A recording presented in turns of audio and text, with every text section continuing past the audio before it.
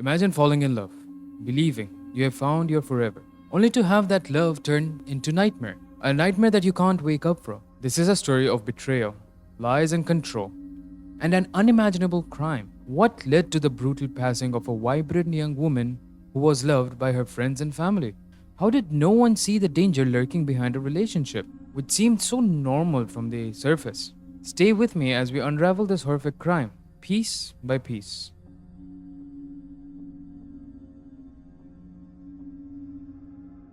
Hello there, people of the internet. My name is Mint, and welcome to today's case study. If you like true crime cases, make sure to leave a like and subscribe as we'll be covering more case studies in the upcoming future. Now, without any further ado, let's dive into today's case.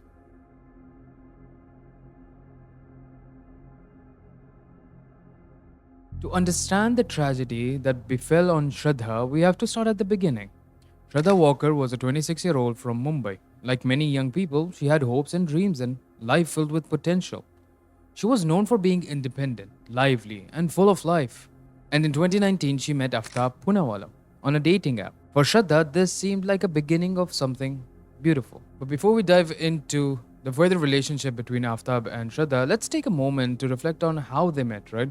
It wasn't a chance encounter at a coffee shop or through mutual friends. No, their story began in a way that is becoming increasingly common in today's world through a dating app. Dating apps have revolutionized the way we meet people. Swipe right, swipe left. With just a few taps, you can connect with someone who seems perfect on the surface. These apps promises convenience, endless possibilities, and sometimes, just sometimes, even love. Dating apps have created this dynamic, right? You're not meeting people in a shared social circle where people know each other's histories and backgrounds. Instead, you're meeting a stranger, often with little information beyond what they choose to tell you.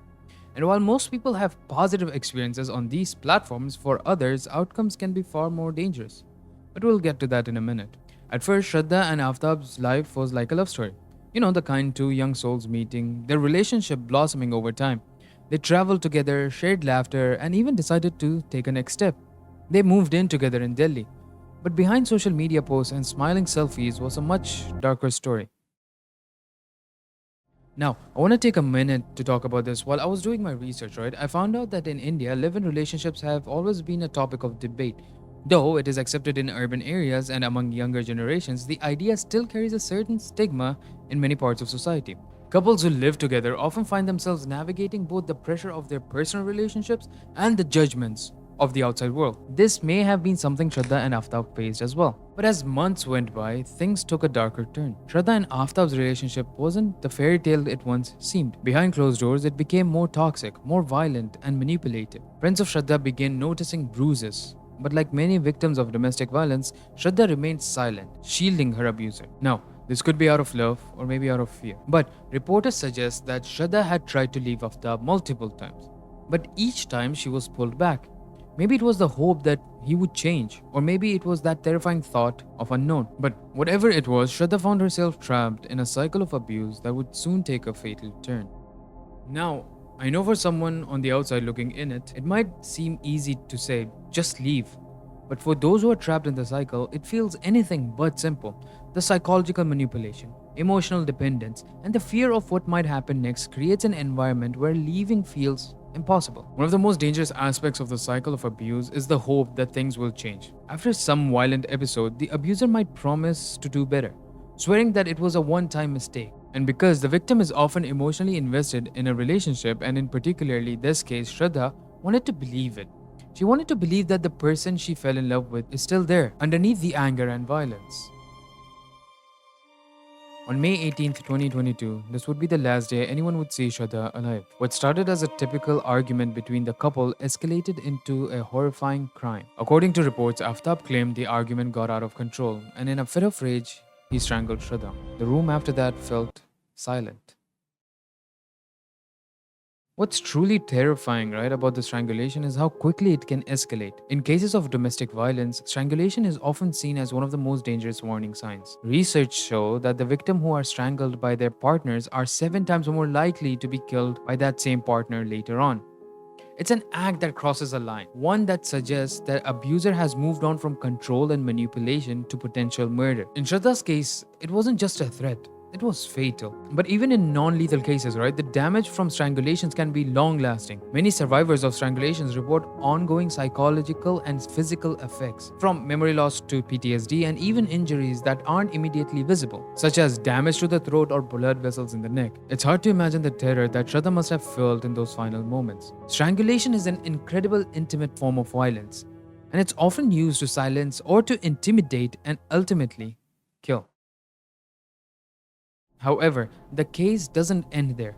The horror is just yet to start. Aftab didn't panic like most people might. He didn't call the police. Instead, he calmly decided to dispose of the body in the most gruesome way possible. What came next would shock not just India, but the world. I want to give a quick warning before we continue, as the case will get a bit darker. So if you feel uncomfortable, you can skip right ahead.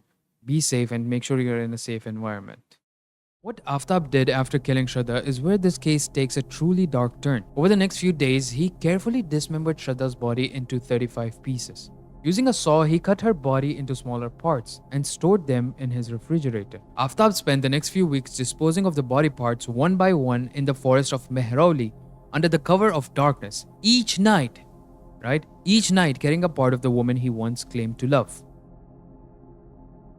Dismembering a body is not something most people can comprehend.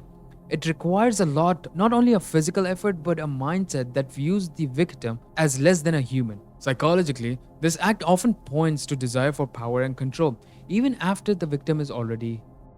By dismembering the body, the killer is exercising their dominance, treating the victim's remains as mere objects to be disposed. Forensic experts and criminal psychologists often see a dismemberment as a way for killers to emotionally distance themselves from what they've done. By cutting the body into pieces, they avoid confronting the reality of their crime. It becomes more of a task. But in Aftab's case, we don't know the full psychological reasoning behind the actions. But the decision to dismember Shraddha's body speaks to a deep level of cruelty and an attempt to erase her existence.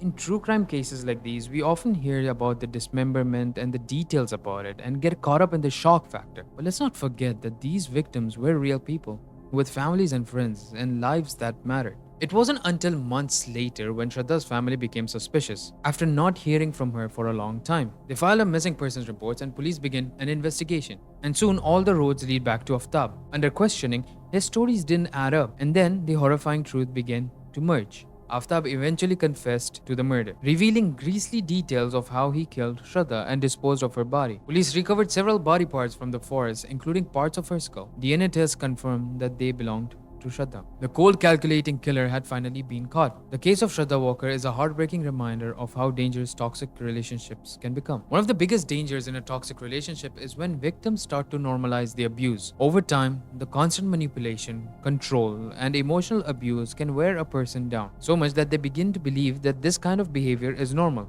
or deserved. Victims might think this is just how relationships are, or maybe they are the problem. In Shraddha's case, her friends revealed that she began to downplay the abuse she was experiencing. She stopped confiding in others as much, which is a common sign that someone is in a deep toxic relationship. They often feel ashamed or embarrassed, thinking that they're somehow to blame for the ways their partners treat them. Shraddha was a woman full of life whose only mistake was trusting someone who didn't deserve her love. She was taken away from us in the most brutal way possible. The loss of loved ones, especially in such a violent manner, changes a family forever. Shraddha's parents, siblings, and extended family will never be the same. Grief is not something that goes away with time. It becomes a part of everyday life. Every holiday, every celebration, every quiet moment is now a reminder of who isn't there. For many families of murdered victims, the pain of loss doesn't fade away. It lingers. It becomes a part of their identity.